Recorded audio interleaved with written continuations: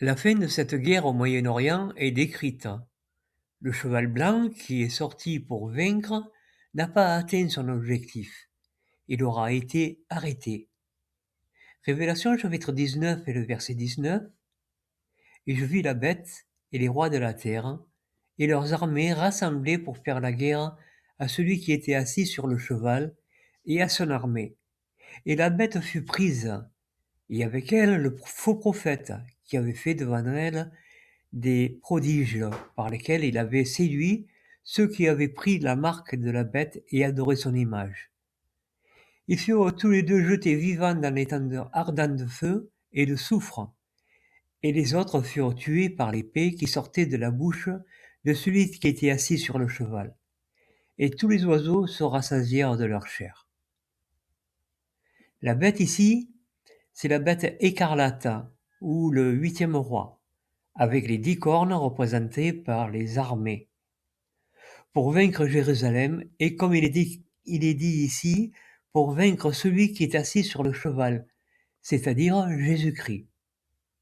Nous pouvons remarquer que le sort de la bête sauvage, écarlate, et du faux prophète est différent de celui de la bête qui monte de la mer et de la bête à 2 cornes.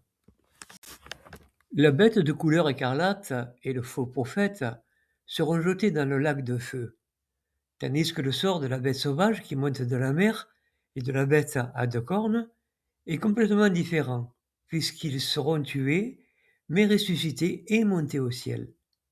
Il est clair que c'est leur récompense pour avoir défendu Jérusalem.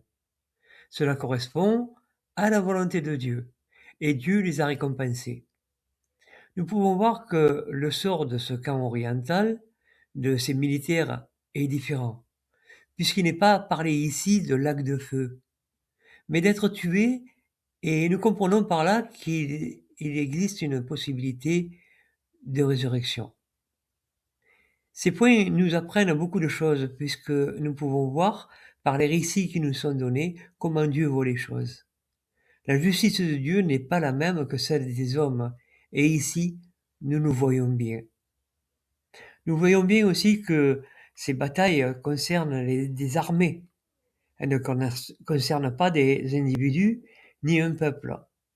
Que ce soit les 2 témoins ou que ce soit Jésus quand il viendra, le but étant de défendre la terre sainte.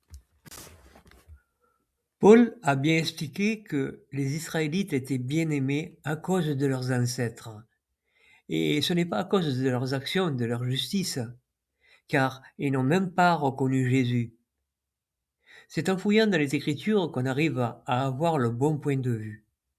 C'est pour cette raison qu'il faut étudier la Bible en profondeur. Ce devrait être le principal objet de notre vie, car c'est notre avenir qui est inscrit là. On comprend bien que sans cette connaissance exacte, on peut lutter contre Dieu. Beaucoup le font par une connaissance qui n'est pas profonde. Bien souvent, ce sont les sentiments qui prennent le dessus par rapport à la connaissance. La sagesse du monde qui nous induit en erreur. C'est pour cette raison que Jésus a dit de sortir de ce monde et d'adopter la pensée de Dieu. Il n'y a que dans la Bible que nous pouvons savoir ces choses.